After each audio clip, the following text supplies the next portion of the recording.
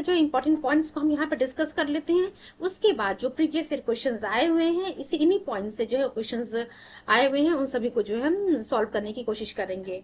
And उम्मीद करते हैं जिस पढ़ने के बाद आप सभी लोग जो है सभी क्वेश्चंस के सही आंसर जरूर देंगे। चलिए हम शुरू करते हैं बच्चों। मई 1934 की जब हम बात करते हैं, just wait for few seconds. Fine. मई 1934 की जब हम बात करते हैं, ऑल इंडिया कांग्रेस कमेटी जो है पटना में मिलती है to set up a parliamentary board to fight elections under the aegis of the Congress itself. तो आप देख सकते हैं यहाँ से क्वेश्चन क्या बना हुआ है कि मई 1934 में जो है ऑल इंडिया कांग्रेस कमेटी जब पटना में मिलती है तो उसका पर्पस क्या रहता है, तो पार्लियामेंट्री बोर्ड को बच्चों सेटअप करना जो इसका पर्पस रहता है, ताकि जो इलेक्शन को फाइट कर सके।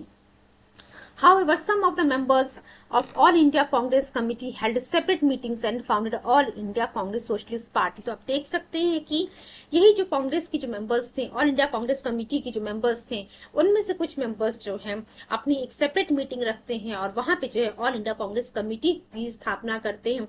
सॉरी, वहां पे जो है बच्चों all India Congress socialist party की स्थापना की जाती है।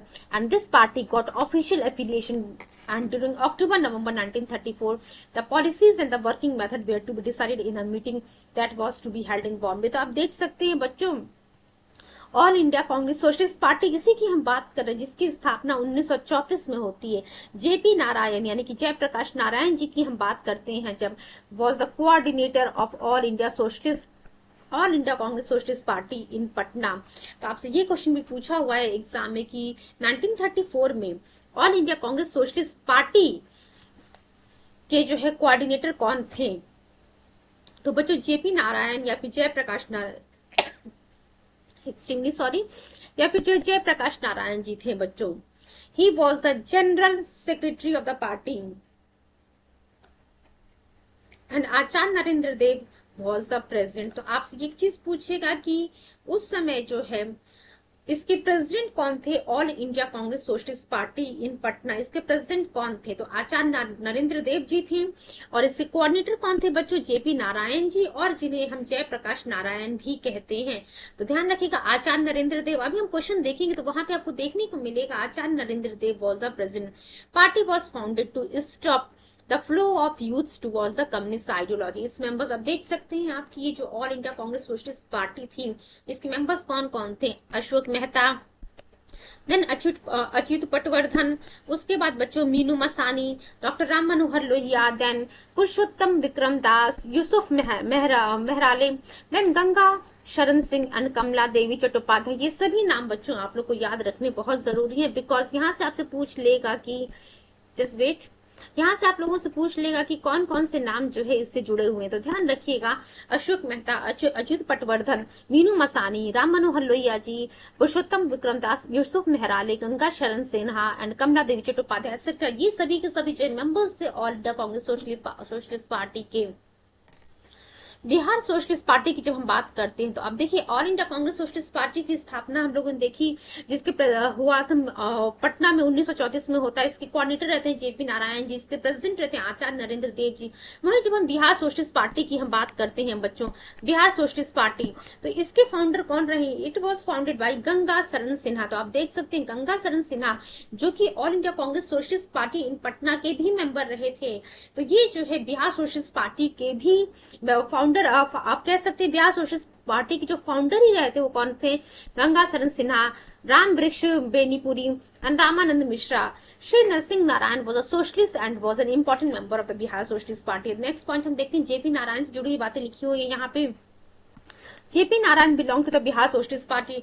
एक रिक्वेस्ट करना मैं आप लोगों से भूल गई कि प्लीज आप लोग पेन और कॉपी लेकर के जरूर बैठिएगा, सो दैट इंपॉर्टेंट पॉइंट्स को हम यहाँ पे नोटेड डाउन करते चले, बिकॉज इन्हीं सभी पॉइंट्स, जितनी बातें हम यहाँ डिस्कस कर रहे हैं बच्चों, सभी पॉइंट से आपके एग्जाम में क्वेश्चंस आए हुए हैं। Just wait for a few seconds. Fine. Let's start. JP Narayan ji की जब हम बात करते हैं तो बिहार सोशलिस्ट पार्टी से भी जो है जुड़े हुए थे जेपी नारायण जी। जेपी नारायण को हम लोक नायक के नाम से भी जानते हैं। तो वेरियस टाइम ये क्वेश्चन पूछा हुआ, जब हम पढ़ेंगे nickname of the freedom fighters, तो यहाँ पे जो है वहां पे ये चीज हमें देखने को मिलेगा कि किसी हम लोक नायक के नाम से जानते हैं। तो जेपी नारायण जी को हम लोक नायक के नाम से भी जानते हैं। Secretly organise Indian masses during quit India movement. Quit India movement यानी कि भारत छोड़ो आंदोलन की जब हम बात करते हैं तो ये आप लोगों को पता होना चाहिए। क्विट इंडिया मूवमेंट आने वाले टाइम में हम 1942 का जब पीरियड आएगा वहां पे हम पढ़ेंगे क्विट इंडिया मूवमेंट के बारे में।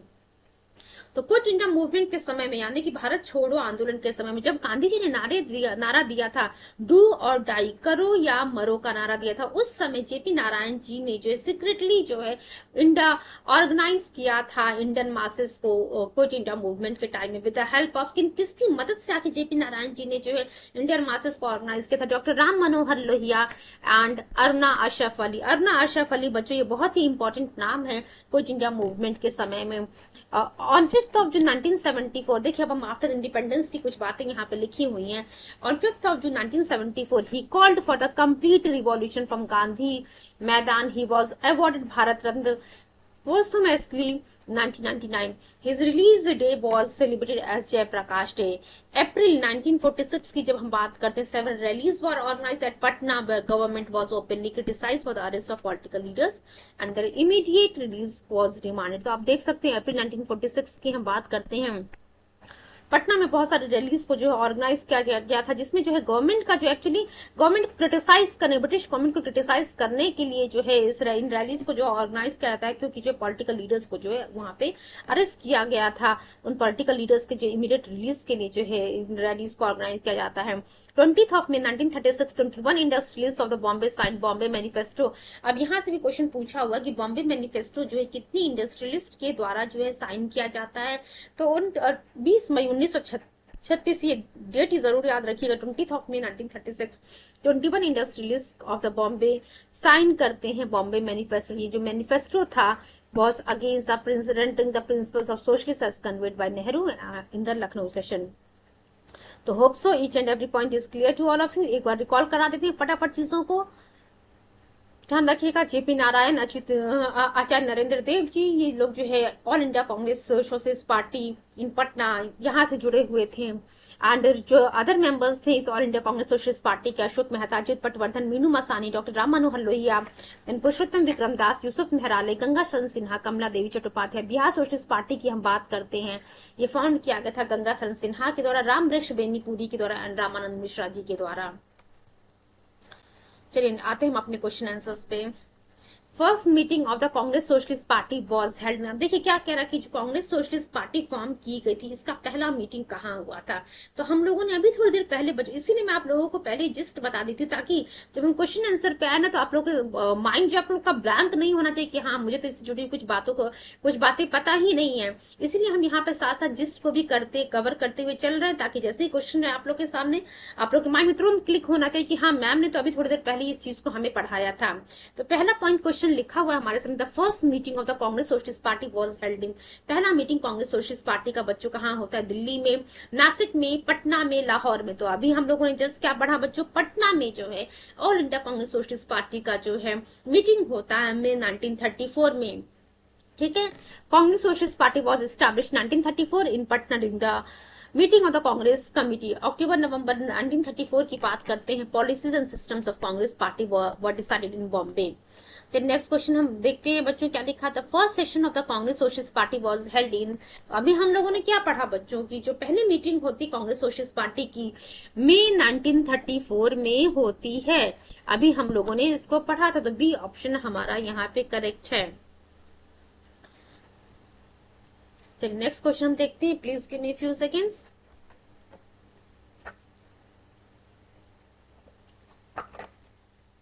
आप लोगों से रिक्वेस्ट है बच्चों कि प्लीज जितने भी प्रीवियस सेशंस आप लोग को प्रोवाइड किए गए हैं सभी सेशंस को बहुत ही ध्यान से सुनिएगा, समझिएगा, सो दैट इससे जुड़े हुए मींस PYQ से जुड़े जितने भी क्वेश्चंस आपके एग्जाम में अगर रिपीट होते हैं तो वो क्वेश्चंस आप लोगों के गलत नहीं होने चाहिए। एंड आप मेरे वीडियोज को आप लोग का बहुत सारा प्यार मिल रहा है, इसके लिए थैंक यू सो मच। चलिए हम आते हैं क्वेश्चन नंबर 3 की तरफ। With reference to the Congress socialist Party consider the following statement. अब देखिए कांग्रेस सोशलिस्ट पार्टी की बात कर रहा हूं, कह रहा है कि इसमें से बताइए कौन सा स्टेटमेंट सही है या गलत है। पहला लिखा, it advocated the boycott of British goods and evasion of taxes. क्या ब्रिटिश गुड्स के बॉयकॉट की हम यहाँ पे बात कर रहे थे, टैक्स नहीं पे करना, इसके बारे में बात करना, नहीं तो ये गलत है बच्चों। दूसरा पॉइंट लिखा हुआ है, it wanted to establish a dictatorship of the proletariat, तो नहीं बच्चों ये भी गलत है। तीसरा पॉइंट कह रहा है, it advocated the separate electorate for minorities and oppressed classes. क्या अभी हम लोगों ने जो जिस्ट पढ़ा था बच्चों, ये सब कोई पॉइंट हम लोगों ने वहां पे देखा नहीं। ऐसे किसी भी पॉइंट के बारे में जो है, ऐसे किसी भी बातों के बारे में कांग्रेस सोशलिस्ट पार्टी के द्वारा डिस्कशन नहीं किया गया था। मींस थर्ड ऑप्शन भी करेक्ट इनकरेक्ट है, आप देख कह सकते हैं all of the above are wrong, means इसमें से कोई भी करेक्ट नहीं। चलिए इसके एक्सप्लेनेशन को हम देख लेते क्या लिखा हुआ है। यूपीएससी 2015 का ये क्वेश्चन है। कांग्रेस सोशलिस्ट पार्टी की स्थापना 1934 में होती है as a socialist caucus within the INC. Its members rejected that what they saw as the anti-rational mystical of Gandhi as well as the sectarian attitude of Communist Party of India towards the Congress Party influenced by feminism। देखिए Congress socialist party की हम बात करते हैं, ये भी पूछ सकता है कि किससे इन्फ्लुएंस है, फेमिनिज्म से एज वेल एज मार्क्सिज्म। तो मार्क्सिज्म और फेमिनिज्म से इन्फ्लुएंस है। Congress socialist Party advocated armed struggle as well as non violent resistance. तो आप देख सकते हैं कि कांग्रेस सोशलिस्ट पार्टी की जब हम बात करते तो बच्चों आर्म्ड स्ट्रगल को ये जो है फेवर कर रहे थे, नॉन वॉलेंट रेजिस्टेंस को भी फेवर कर रहे थे। सीएसपी यानी कि Congress socialist Party advocate decentralize socialism. देखिए इसका मतलब है जी पावर का जो है आप कह सकते हैं केंद्रीकरण नहीं होना चाहिए, डिसेंट्रलाइज्ड होना चाहिए, पावर सब में जो है बटी होनी चाहिए।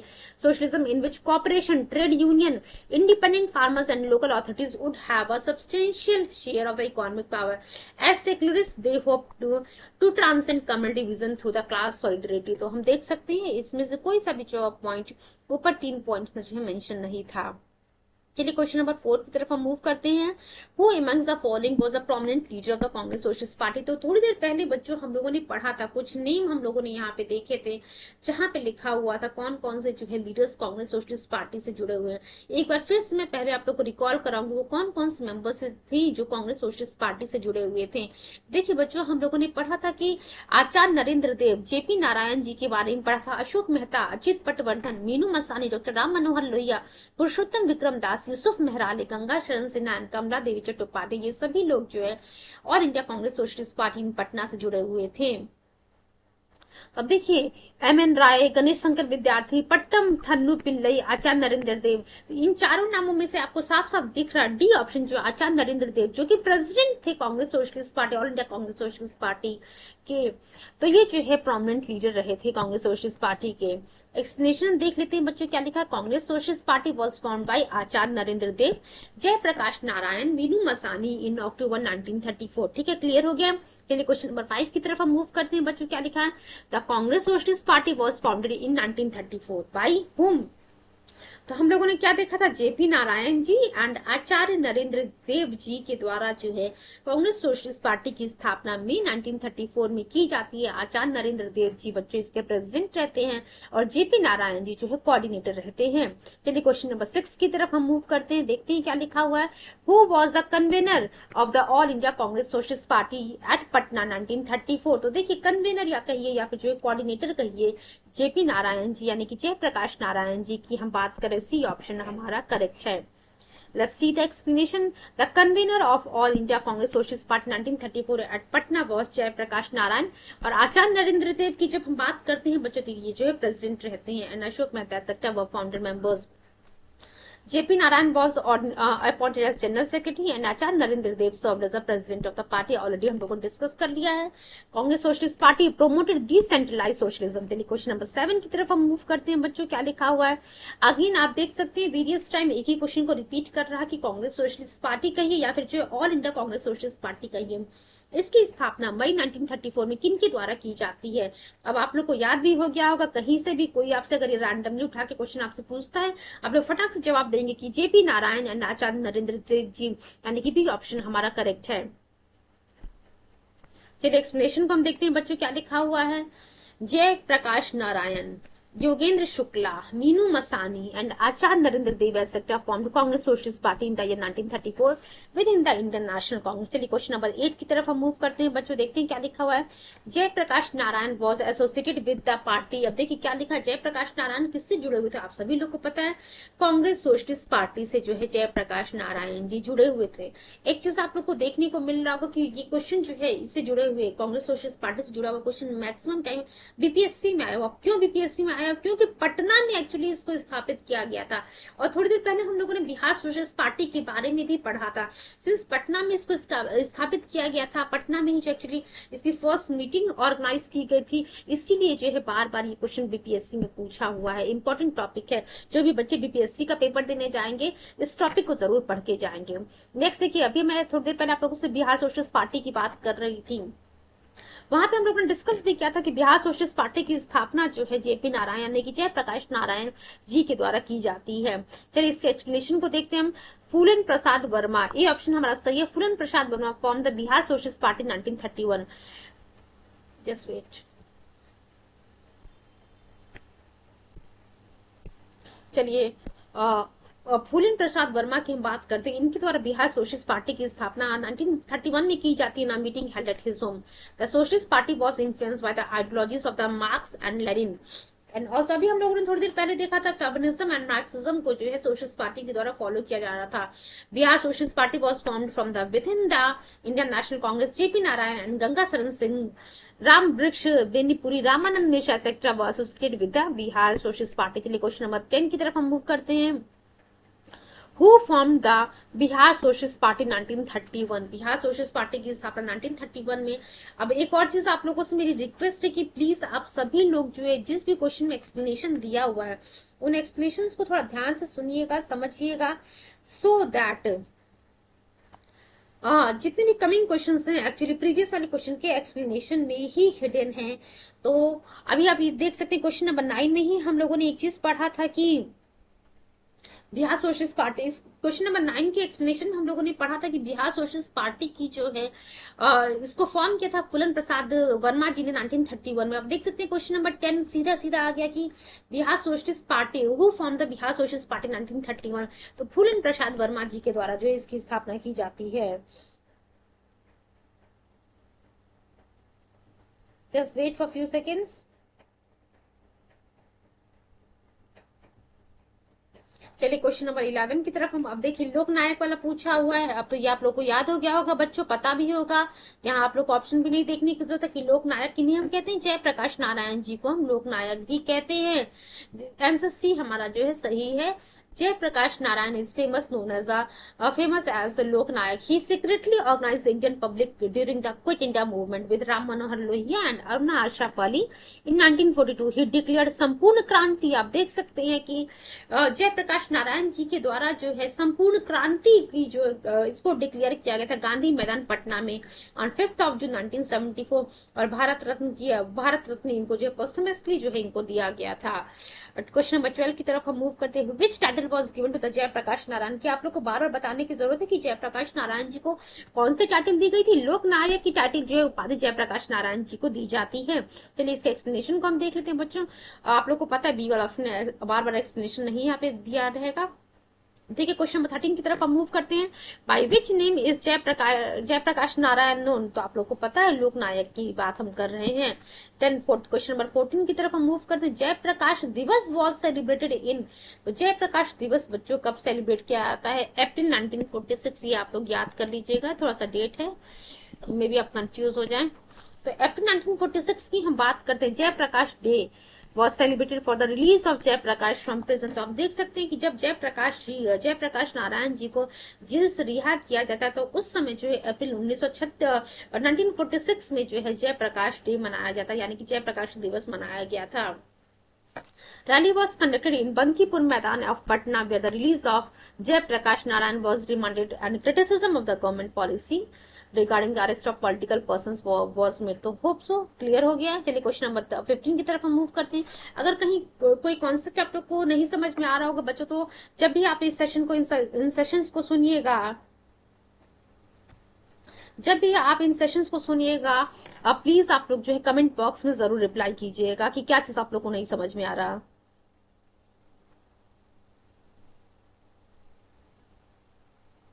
चलिए क्वेश्चन नंबर 15 की तरफ हम मूव करते हैं। श्री नरसिंह नारायण वॉज, श्री नरसिंह नारायण कौन थे बच्चों? सोशलिस्ट थे, ध्यान रखिएगा, ही वाज अ सोशलिस्ट। चलिए क्वेश्चन नंबर 16 की तरफ हम मूव करते हैं। Consider the following statement, the Bombay manifesto signed in 1936 openly oppose the preaching of the socialist ideology. तो बच्चों, तो बॉम्बे मैनिफेस्टो क्या 1936 में साइन हुआ था? तो हाँ बच्चों, इसको 1936 में साइन किया गया था 21 बिजनेसमैन के द्वारा। ध्यान रखिएगा, 21 बिजनेसमैन के द्वारा इस बॉम्बे मैनिफेस्टो को साइन किया गया था, openly oppose the preaching of socialist ideology orders. Then point 2 देखते हैं, it evoked support from a large section of the business committee from all across India. ठीक है, तो देखिए बच्चों, ये दोनों स्टेटमेंट 1 और 2 दोनों के दोनों करेक्ट है। चलिए इसके एक्सप्लेनेशन को हम देख लेते हैं, क्या लिखा है। Bombay manifesto was deal that was signed in the year 1936 by 21 businessmen। ठीक है, it contained an open indictment of the Nehru's preaching of socialist ideas during the Lucknow session. It was largely supported by the business community। आप देख सकते हैं कि ये जो है, ये जो बॉम्बे मैनिफेस्टो था, इसको सपोर्ट किसके द्वारा किया जाता? बिजनेस कम्युनिटी के द्वारा बच्चों सपोर्ट किया जा रहा था। दोनों स्टेटमेंट हमारे सही। चलिए क्वेश्चन नंबर 17 की तरफ हम आते हैं। उसके बाद बच्चों हम डिस्कस करेंगे एक नए टॉपिक को, और जब भी हम नए टॉपिक को डिस्कस करने जाते हैं उससे पहले मैं आप लोगों से एक रिक्वेस्ट कर देती हूँ कि प्लीज आप लोग एक पेन और कॉपी लेकर के जरूर बैठिएगा, सो दैट इंपॉर्टेंट पॉइंट्स को आप नोटेड डाउन करते चले। जो भी चीजें आप लोग को लग रही हो कि कुछ नई बातें आपको यहाँ पे सीखने को मिल रही हैं, उन पॉइंट्स को जरूर आप लोग नोट करते हुए चलेगा, ताकि जो लास्ट समय में जो जब एग्जाम का टाइम है उस समय जो इंपॉर्टेंट पॉइंट्स को जो है आप रिकॉल कर सकें। चलिए क्वेश्चन नंबर 17 की तरफ हम देखते हैं। This one is the last question of this topic. Who became the champion of socialism and wanted to overthrow, just wait, who became the champion of socialism and wanted to overthrow the British rule, princely landlordism and capitalism इन 1933। तो बच्चों यहाँ पे जवाहरलाल नेहरू जी की हम बात कर रहे हैं। Jawaharlal Nehru was an avid supporter of socialism. Nehru wanted to overthrow British rule, princely states, landlordism and capitalism 1933। तो आप देख सकते हैं कि जवाहरलाल नेहरू जी की जब हम बात करते हैं बच्चों, तो जवाहरलाल नेहरू जो है सोशलिज्म के फेवर में थे, और ब्रिटिश रूल को, प्रिंसली स्टेट्स को, लैंडलॉर्डिज्म को, कैपिटलिज्म को, इन सभी को जो 1933 में जवाहरलाल नेहरू जी जो है खत्म करना चाहते थे। National Nehru socialism was influence from socialism of Soviet Union. He travelled the Soviet Union in November 1927। तो उम्मीद करते हैं बच्चों काफी सारी चीजें आप लोग क्लियर हो गई हैं। अगला टॉपिक है हमारा provincial election and formation of the cabinet 1937। Approximate बच्चों हम लोगों ने 70 to 80% जो प्रीवियस ईयर क्वेश्चंस हैं मॉडर्न हिस्ट्री की कवर अप कर लिए हैं। कुछ चीजें रह गई थोड़े दिनों में जो वो भी हम कवर अप कर लेंगे। चलिए क्वेश्चन नेक्स्ट पॉइंट को हम डिस्कस कर रहे हैं। देखिए यहाँ ध्यान रखिएगा, इस पॉइंट को हम डिस्कस कर रहे हैं।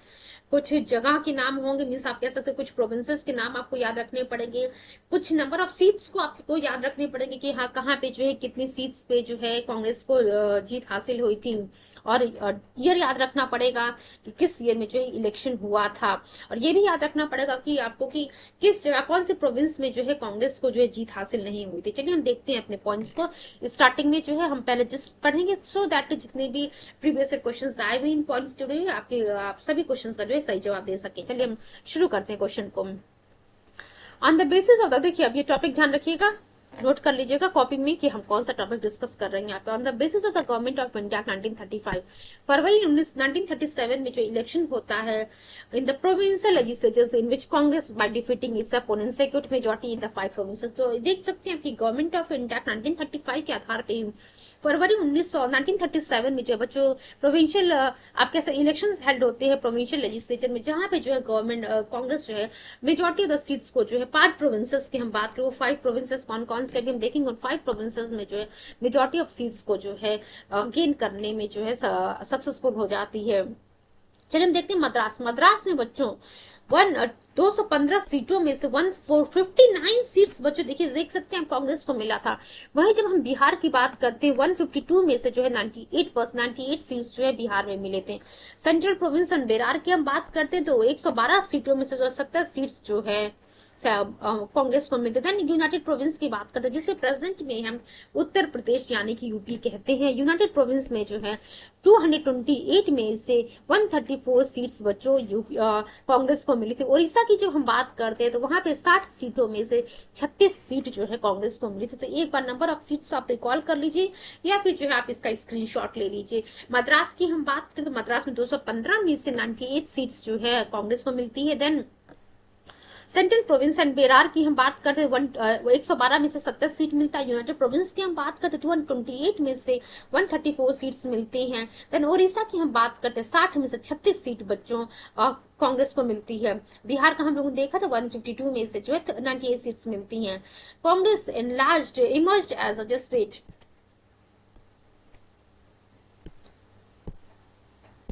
Congress emerged as a single largest party in Bombay. तो देखिए बच्चों जब हम बॉम्बे की बात करते हैं वहां पे कांग्रेस जो है, ये सभी चीजें आप याद करते चलिएगा क्योंकि ये क्वेश्चन को पूछा हुआ है कि कहाँ पे जो है कांग्रेस सिंगल लार्जेस्ट पार्टी के रूप में उभर के सामने आती है। तो कांग्रेस जो है सिंगल लार्जेस्ट पार्टी के रूप में जो है उभर के सामने कहाँ आती है, बॉम्बे में, जहां पे 175 में से 86 सीटें जो है कांग्रेस को मिलती हैं। जब असम और नॉर्थ वेस्ट प्रोविंस की हम बात कर, देखिए असम में हम ये कह सकते हैं सिर्फ बॉम्बे में ही नहीं, बॉम्बे का देखिए हम लोगों ने बात किया कि 86 सीटें जो 175 में से कांग्रेस को मिलती है। वहीं जो है असम और नॉर्थ वेस्ट फ्रंटियर प्रोविंस की, नॉर्थ वेस्टर्न प्रोविंस की हम बात करेंगे तो नॉर्थ वेस्ट फ्रंटियर प्रोविंस में और असम में और बॉम्बे में इन तीनों जगह बच्चों जो कांग्रेस एक सिंगल लार्जेस्ट पार्टी के रूप में उभर के सामने आती है। ओनली इन, अब देखिए कहाँ कहाँ जो है इनफ सपोर्ट जो है मास का कांग्रेस को नहीं मिल पाया था, तो वो था बच्चों Bengal, Punjab and Sindh. Congress did not secure enough support from masses to form the government on its own. तो आप देख सकते हैं, ये ध्यान रखिएगा, बंगाल, पंजाब एंड सिंध, यहाँ पे जो है कांग्रेस को जो है कांग्रेस इतना सीट नहीं गेन कर पाई थी, आप कह सकते हैं सपोर्ट नहीं मिल पाया था मास का कि गवर्नमेंट फॉर्म कर सके। The cabinet formed by Congress after 1937 election only lasted for 28 months। अब ये भी क्वेश्चन पूछा हुआ है कि जो सरकार कांग्रेस के द्वारा 1937 के इलेक्शन में बनाई जाती है कितने दिनों तक वो टिकी रहती है, तो 28 मंथ तक बच्चों जो है ये सरकार रहती है। जुलाई 1937 में कांग्रेस ने जो है फॉर्म किया कैबिनेट एट 6 प्रोविंसेस। अभी हम लोगों ने देखा बच्चों मद्रास, बॉम्बे, सेंट्रल प्रोविंस। देखिए अभी हम लोग ने ऊपर यहाँ पे Madras, Bombay, Madras, Bihar, central province, United province, Odisha की हम लोगों ने बात की थी। तो देख सकते हैं आप Madras, central province, Orissa, Bihar, United province. जहां तक रही बॉम्बे की बात, तो बॉम्बे में भी कैबिनेट फॉर्म करने में इससे सक्सेसफुल हो पाई थी क्योंकि यहाँ पे सिंगल लार्जेस्ट पार्टी के रूप में उभर के सामने आई थी। 86 आउट ऑफ 175 सीट्स जो है जीता था कांग्रेस ने। With the support of other Congress formed a coalition government in Assam. और असम और नॉर्थ वेस्टर्न प्रोविंस की हम बात करते हैं तो यहाँ पे जो है बच्चों अदर पार्टीज के सपोर्ट के साथ जो है सरकार बनाने में, कोलिशन गवर्नमेंट जो है बनाने में कांग्रेस सक्सेसफुल हुई थी। Just wait for few seconds.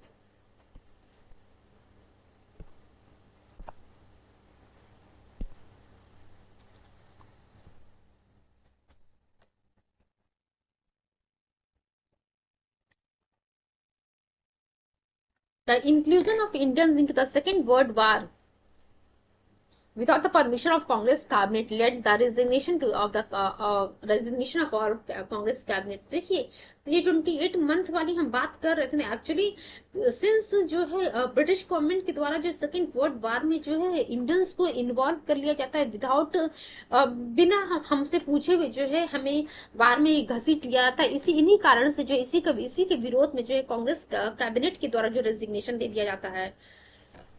On 22 of October 1939, Congress cabinet of all provinces resigned as an act of the protest।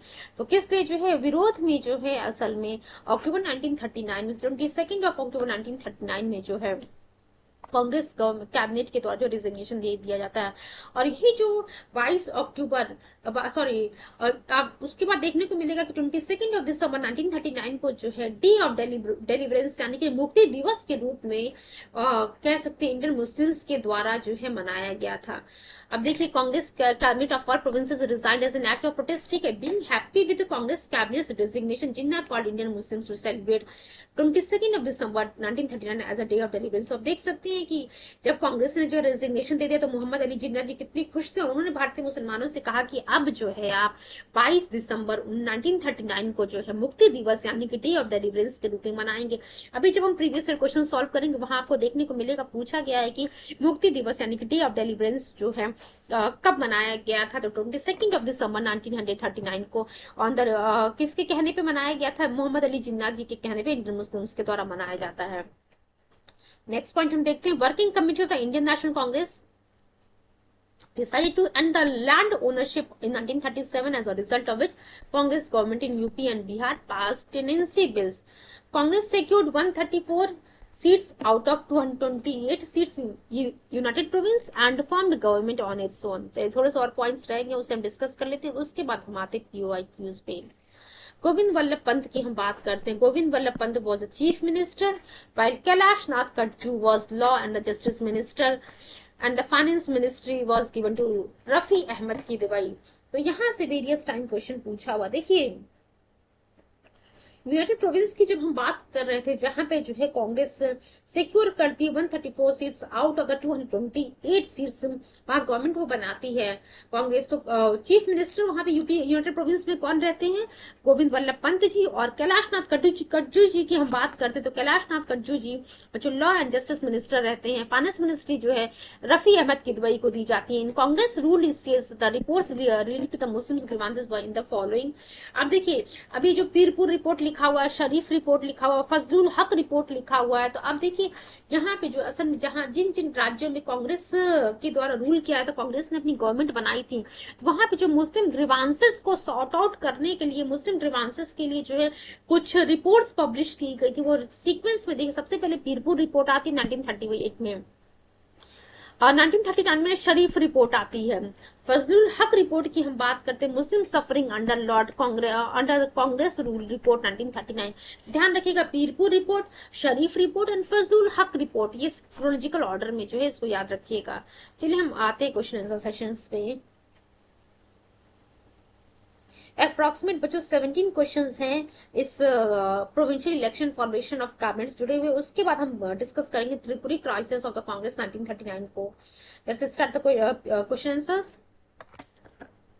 देखिए क्या लिखा है, in which of the following province Indian National Congress had not obtained a full majority in the provincial legislature elections held in 1937। देखिए, हम लोगों ने देखा था सेंट्रल प्रोविंस, बिहार, मद्रास, इन सभी जगह जो है मेजॉरिटी मिली थी। पंजाब की हम बात करते हैं बच्चों, तो पंजाब में जो है मेजॉरिटी नहीं मिली थी। पंजाब, बंगाल और सिंध की हम बात करते हैं, तो पंजाब, बंगाल और सिंध में जो है मेजॉरिटी नहीं मिला था। चलिए देख लेते हैं एक्सप्लेनेशन क्या लिखा हुआ है यहाँ पे। Provincial assembly elections were held under the Indian government act. अब एक चीज ये भी ध्यान रखिएगा, ये जो इलेक्शन 1937 में होता है, गवर्नमेंट ऑफ इंडिया 1935 के अंडर ही होता है, जहां पे कांग्रेस को जो है 5 राज्यों में फुल मेजॉरिटी मिली थी। वो कौन कौन से थे, Madras, Bihar, central province Berar and united Madras, Bihar, central province and Berar और united province and Odisha. Congress made its ministries in the 6 states. अब देखिए कहां कहां जो है इन्होंने जो है, बॉम्बे की जब हम बात करते हैं तो बॉम्बे में जो है सिंगल लार्जेस्ट मेजॉरिटी पार्टी के रूप में उभरी थी।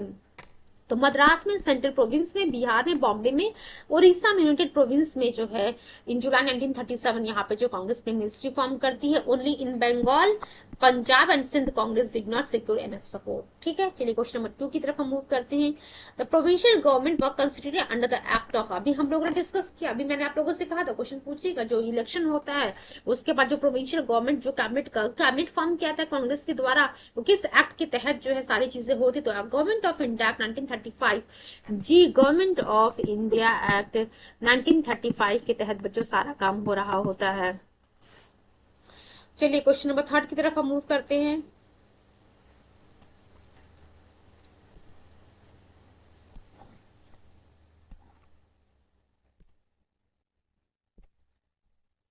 चलिए question number 3, in which of the following states Congress did not win an absolute majority in the election of legislative assemblies which were held in October, Government of India 1935। तो देखिए क्या कह रहा है कि कांग्रेस के द्वारा जो है किस जगह जो है एब्सोल्यूट मेजॉरिटी जो है नहीं मिला था under the government of India 1935 जो लेजिस्लेटिव असेंबली का इलेक्शन हो रहा था।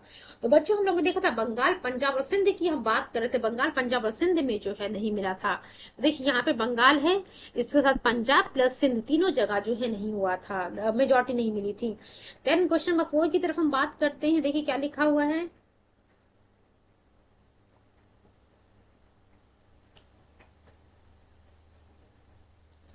the province where Indian National Congress could not get absolute majority during the general election of 1937 was। तो अब देखिए बच्चों, जब हम बात करते हैं यहाँ पे, तो यहाँ लिखा हुआ आपके सामने बॉम्बे लिखा हुआ है, असम लिखा हुआ है, बिहार लिखा हुआ है, उड़ीसा लिखा हुआ। तो आप लोगों को पता है उड़ीसा और बिहार में तो मिला था, बट बॉम्बे और असम की हम बात करते हैं। बॉम्बे में तो ठीक है, सिंगल लार्जेस्ट पार्टी के रूप में ये उभरी थी, but When we talk about the Assam, तो असम में और north west frontier, north western province में भी बच्चों ये आप कह सकते हैं एब्सोल्यूट मेजॉरिटी के रूप में नहीं उभरी थी। तो बॉम्बे और असम यहाँ पे ए और बी दोनों ऑप्शन सही हैं। चलिए क्वेश्चन नंबर 5 की तरफ हम मूव करते हैं। इन 1937 election Congress secured a clear majority in the state numbering. तो देखिए क्या कह रहा है, 1937 का जो इलेक्शन होता है, just wait for few seconds.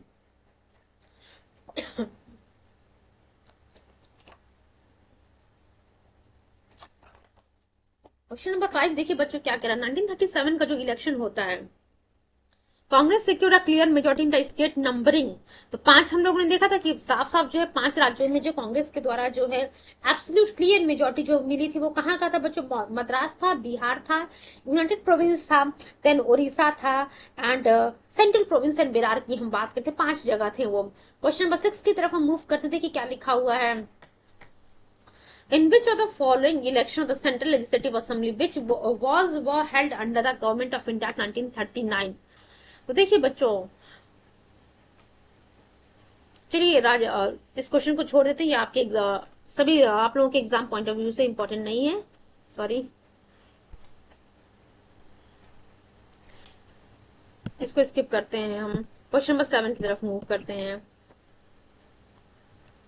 In which year the last election of the Indian legislature under the government of India 1919 was held। तो देखिए क्या कह रहा है कि किस ईयर जो है जो लास्ट इलेक्शन हुआ था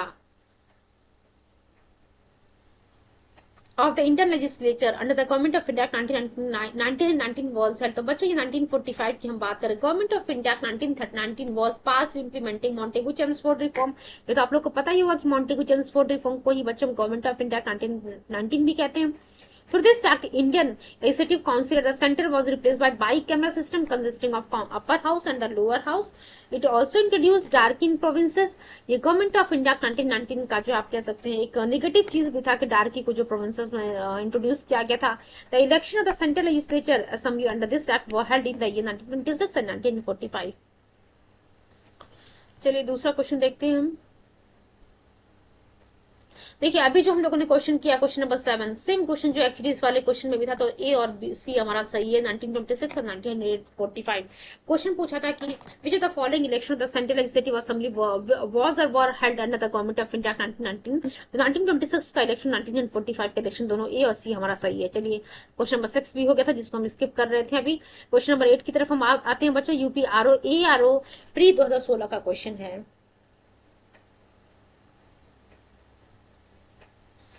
Consider the following statement. Following provinces of the British India and identify those where the Indian National Congress did not form a ministry 1937। अब देखिए कह रहा है कि इनमें से किस जगह जो है इंडियन नेशनल कांग्रेस के द्वारा जो मिनिस्ट्री नहीं फॉर्म की गई थी।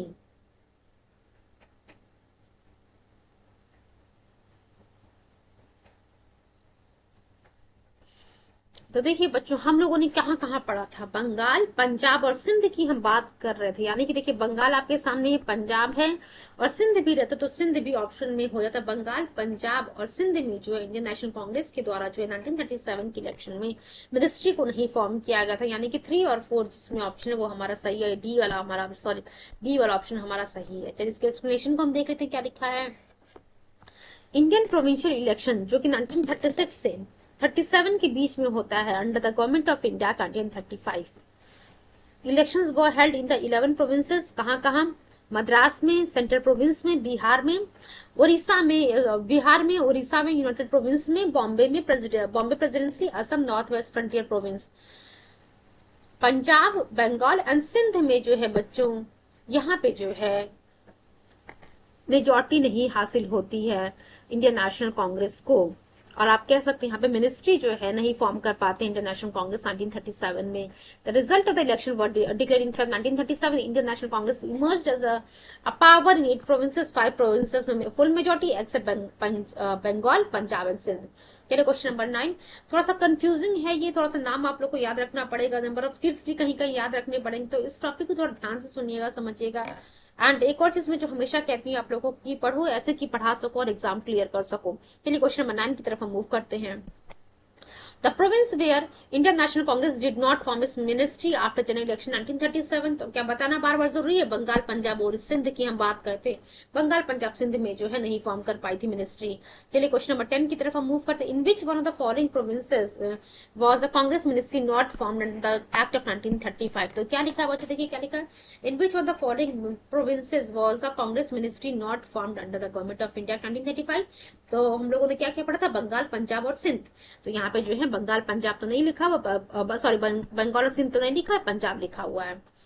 चलिए क्वेश्चन नंबर 11 की तरफ हम मूव करते हैं। In how many provinces was the Congress ministry formed in the election of the year 1937? तो बच्चों देखिए 6 प्रोविंसेस में जो है 1937 में Congress formed in its government in 6 provinces, Bombay, united province, central province, Orissa, Bihar, Madras. Later Congress जो कोलिशन गवर्नमेंट फॉर्म करती है नॉर्थ वेस्ट फ्रंटियर प्रोविंस में और असम में। तो देखिए वैसे तो टोटल 8 हो गए, लेकिन अगर आप कह सकते हैं कोलिशन की अगर बात नहीं करेंगे तो 6 होगा, और कोलिशन को भी अगर इंक्लूड करेंगे तो 8 होगा। अब यहाँ पे आप कह सकते हैं, चलिए एक्चुअली यहाँ पे आंसर होना चाहिए था हमारा 8 क्वेश्चन वाले को भी इंक्लूड किया, इसलिए जो है यूपी पीसीएस के द्वारा इस क्वेश्चन को एलिमिनेट कर दिया गया है, इवैल्यूएशन से हटा दिया गया। चलिए क्वेश्चन नंबर 12 की तरफ हम मूव करते हैं। टेन्योर ऑफ द कांग्रेस, अभी हम लोगों ने 28 महीना पढ़ा था बच्चों। Tenure of the Congress ministries formed in the election 1937 after the act 1935। अब देखिए 28 महीने, आखिर में सिर्फ 28 महीने ही क्यों जो है ये गवर्नमेंट कांग्रेस मिनिस्ट्रीज बनी रहती है? एक्चुअली जो है जब सेकेंड वर्ल्ड वार में ब्रिटिश गवर्नमेंट के द्वारा इंडियंस को जो है आप कह सकते हैं घसी किया था, तो इस कारण जो है इसी के प्रोटेस्ट में कांग्रेस मिनिस्ट्री के द्वारा जो रेजिग्नेशन दे दिया जाता है। डी ऑप्शन हमारा करेक्ट है। The tenure of the Congress ministries formed in the election of 1937 after the act of 1935 was 28 month. ठीक है, चलिए इस एक्सप्लेनेशन को फटाफट देखते हैं क्या लिखा हुआ है चीजें।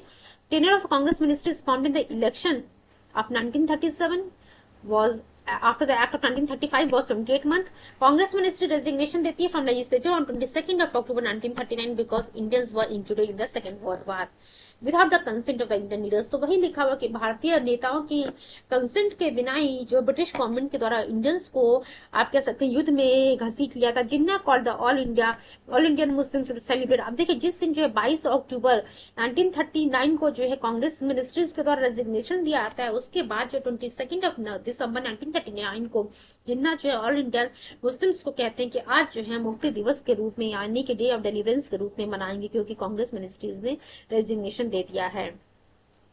चलिए क्वेश्चन नंबर 13 की तरफ हम मूव करते हैं। After the formation of ministries in the province in 1937 Congress rule lasted for. तो अभी हम लोगों ने देखा जब जो भी मिनिस्ट्रीज फॉर्म की गई थी कांग्रेस के द्वारा 1937 में, वो जो है 28 महीनों तक बच्चों टिकी थी, 28 मंथ तक यहाँ पे टिकी हुई थी। चलिए क्वेश्चन नंबर 14 की तरफ हम मूव करते हैं। अब देखिए क्या कह रहा है कि मुस्लिम लीग के द्वारा कब day of deliverance, day of deliverance ध्यान रखिएगा मुक्ति दिवस की हम बात कर रहे हैं। 22 ऑफ दिसंबर 1939 को जो है 22 ऑफ दिसंबर 1939 को मोहम्मद अली जिन्ना के द्वारा ऑल इंडियन मुस्लिम से आग्रह किया जाता है कि इस दिन जो है डे ऑफ डिलीवरेंस मनाएंगे, क्योंकि जो है इंडियन नेशनल कांग्रेस के द्वारा कांग्रेस मिनिस्ट्री से जो है रेजिग्नेशन दे दिया जाता है, कैबिनेट मिनिस्ट्री से रेजिग्नेशन दे दिया जाता है। चलिए क्वेश्चन नंबर 15 की तरफ हम मूव करते हैं।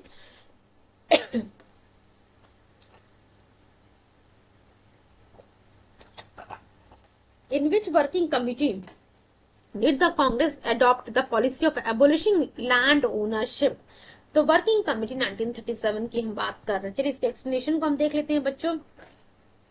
Congress working committee adopted the policy of abolishing land ownership. तो देखिए क्या लिखा, कांग्रेस वर्किंग कमेटी के द्वारा जो है जो पॉलिसी अडॉप्ट की जाती है, policy of abolishing land ownership 1937, tenancy act was passed by the government, Congress government in United Province India. तो ध्यान रखिएगा कुछ चीजों को, बहुत ज्यादा इंपॉर्टेंट टॉपिक नहीं है, सभी एग्जाम के लिए बीपीएससी के लिए बेसिकली इंपॉर्टेंट है। चलिए क्वेश्चन नंबर 16 की तरफ हम मूव करते हैं। Who of the following was entrusted with the finance portfolio in the ministry formed in UP after the election of 1937? देखिए इलेक्शन 1937 के बाद यूपी में जो मिनिस्ट्री फॉर्म होती है, सबसे पहली चीज ध्यान रखिएगा, गोविंद वल्लभ पंत की हम बात करते हैं तो गोविंद वल्लभ पंत जी को जो चीफ मिनिस्टर के रूप में नियुक्त किया जाता है। वहीं जब हम बात करते हैं फाइनेंस मिनिस्ट्री के रूप में, फाइनेंस मिनिस्टर कैलाशनाथ कटजू जी की बात करें तो कैलाशनाथ कटजू जी को जो है लॉ एंड जस्टिस मिनिस्टर के रूप में नियुक्त किया जाता है। वहीं फाइनेंस डिपार्टमेंट में जो रफी अहमद किदवई के अंडर में था, रफी अहमद किदवई के अंडर में फाइनेंस मिनिस्ट्री था। फिर इसके एक्सप्लेनेशन को एक बार हम देख लेते हैं। Congress won 134 seats of the 228 seats United Province provincial assembly election held in 1937। Congress made government independently in United Province. Chief minister was Govind Vallabh Pant and Kailashnath Katju was law and justice minister in the government, while the finance department was given to Rafi Ahmed Kidwai. चलिए question number हम last question की तरफ move करते हैं, question number 17 की तरफ। उसके बाद थोड़ा सा त्रिपुरी क्राइसिस के बारे में देखेंगे।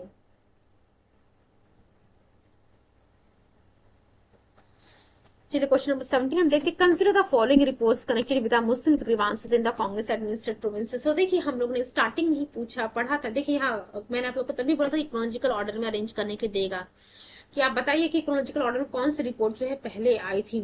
तो देखिए बच्चों क्या लिखा हुआ है, सबसे पहले पीरपुर रिपोर्ट 1938 में आती है, हम लोगों ने देखा। उसके बाद शरीफ रिपोर्ट आती है 1939 में। उसके बाद बच्चों ये जो लिखा मुस्लिम सफरिंग्स अंडर कांग्रेस रूल।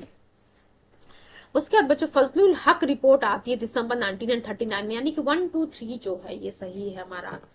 चलिए क्वेश्चन उसके बाद हम Tripuri crisis of the Congress 1939 के बारे में पढ़ते हैं, थोड़ी सी बातों को यहाँ पर डिस्कस कर लेते हैं। आफ्टर दैट जो रिमेनिंग पॉइंट्स हम कल के सेशन में कंप्लीट करेंगे। Please give me few seconds. नया टॉपिक हम यहाँ पे थोड़ा सा डिस्कस कर लेते हैं, उसके बाद 2-3 क्वेश्चंस को कवर अप करेंगे। Again it's my humble request, please आप लोग पेन और कॉपी लेकर के जरूर बैठिएगा, सो दैट इंपॉर्टेंट पॉइंट्स को हम यहाँ पे नोट डाउन करते चले। और आप लोगों से रिक्वेस्ट है, वीडियो को जो है आप लोग जरूर जो है अपनी फ्रेंड सर्कल में शेयर करिएगा, सो दैट बाकी बच्चे भी जो इस वीडियो को देख करके कुछ चीजों को सीख सके, ताकि वो भी जो है एग्जाम में अच्छा परफॉर्मेंस दे सके। एंड जितने भी प्रीवियस रिकॉर्डेड सेशंस आप लोगों को दिए गए हैं, उन सभी सेशंस को जो है बच्चों आप लोग ध्यान से सुनेगा। अगर कहीं भी कोई डाउट होगा कमेंट बॉक्स में जरूर आप लोग रिप्लाई कीजिएगा, बिकॉज कमेंट बॉक्स पे जो है कमेंट बॉक्स को जो कंटिन्यूसली टीम के द्वारा देखा जाता है। किसी भी बच्चे को कोई डाउट होगा तो आप लोग जरूर वहां पे मैसेज ड्रॉप कीजिएगा। चलिए हम आते हैं Tripuri crisis of the Congress 1939 पे। सुभाष चंद्र बोस जी की हम बात करते हैं, लेकिन ध्यान रखिएगा 1938 और 1939 के जो 2 ईयर रहते हैं यहाँ पे लगातार जो सुभाष चंद्र बोस जी को जो है कांग्रेस के प्रेसिडेंट के रूप में इलेक्ट किया जाता है। जब 1939 में सुभाष चंद्र बोस जी को दोबारा कांग्रेस के प्रेसिडेंट के रूप में इलेक्ट किया था, यहीं पे जो है थोड़ी सी प्रॉब्लम क्रिएट हो जाती है। चलिए हम देखते हैं क्या लिखा हुआ है। सुभाष चंद्र बोस जी 1938 में जो है हरिपुरा में जो है अनअपोज्ड ये इलेक्ट होते हैं, became the Congress president after being elected unopposed at Haripur Gujarat session of the Congress year 1938। Haripura session ध्यान रखिएगा बच्चों, ये पूछता है कि हरिपुरा कहाँ है, गुजरात में है। त्रिपुरी कहाँ है, एमपी के जबलपुर में। ध्यान रखिएगा त्रिपुरी जो है बच्चों एमपी में है और हरिपुरा कहाँ है, गुजरात में है। 1938 में हम लोगों ने देख लिया सुभाष चंद्र बोस जी को जो है अनअपोज सिलेक्ट किया जाता है। 1939 की हम बात करते हैं, Subhash Chandra Bose defeated Gandhi's candidate Pattabhi Sitaramayya and became president for the second time at the Tripuri MP session of the Congress. तो यही जो है कांग्रेस के 1939 में जो इंडियन नेशनल कांग्रेस का सेशन होता है त्रिपुरी एमपी में, वहां पे सुभाष चंद्र बोस जी को दोबारा इलेक्ट किया था। सुभाष चंद्र बोस जी गांधी जी के द्वारा चुने गए कैंडिडेट पट्टाभी सीतारमैया को हरा करके जीतते हैं and became president for the second time at the Tripuri MP session of the Congress। But ये इनको जो है क्योंकि डिफरेंसेस ऑफ ओपिनियन हो जाता है गांधी जी के साथ, इस वजह से सुभाष चंद्र बोस जी को मजबूरन आप कह सकते हैं रेजिग्नेशन देना पड़ता है। और जब सुभाष चंद्र बोस जी इस इंडियन नेशनल कांग्रेस के प्रेसिडेंटशिप से रेजिग्नेशन देते हैं, उसके बाद जो है इन्होंने जो है फॉरवर्ड ब्लॉक की स्थापना की। यहीं से क्वेश्चन पूछता है फॉरवर्ड ब्लॉक की स्थापना किसके द्वारा की जाती है, तो फॉरवर्ड ब्लॉक की स्थापना सुभाष चंद्र बोस जी के द्वारा की जाती है after when he give resignation from the Congress presidentship. But he resigned due to his differences with Gandhi ji on matters of formation of working committee of Congress. After that, doctor Rajendra Prasad जो है कांग्रेस के प्रेसिडेंट बनते हैं। और Tripuri crisis 1939 में जो है सुभाष चंद्र बोस जब त्रिपुरी क्राइसिस के बाद जो है जब सुभाष चंद्र बोस जी आप कह सकते त्रिपुरी क्राइसिस में जब रेजिग्नेशन दे देती हैं तब ये फॉरवर्ड ब्लॉक की स्थापना करते हैं। बस इतनी ही पॉइंट्स को हम डिस्कस करेंगे। एक दो क्वेश्चन हम देख लेते हैं। Who was elected as a president of the Indian National Congress 1938 में भी 1939 में भी दोनों टाइम सुभाष चंद्र बोस ही प्रेसिडेंट बनते हैं। 1939 में जब differences of opinion with Gandhi ji की वजह से जो है सुभाष चंद्र बोस जी रेजिग्नेशन दे देते हैं प्रेसिडेंटशिप से। उसके बाद डॉक्टर राजेंद्र प्रसाद जो इंडियन नेशनल कांग्रेस के प्रेसिडेंट बनते हैं और सुभाष चंद्र बोस जी के द्वारा फॉरवर्ड ब्लॉक की स्थापना की जाती है। तो Subhash Chandra Bose was elected president of Congress in Haripura session Congress Gujarat February 98। ध्यान रखिएगा हरिपुरा सेशन गुजरात में। Unopposed it is well known as Subhash Chandra Bose was reelected as president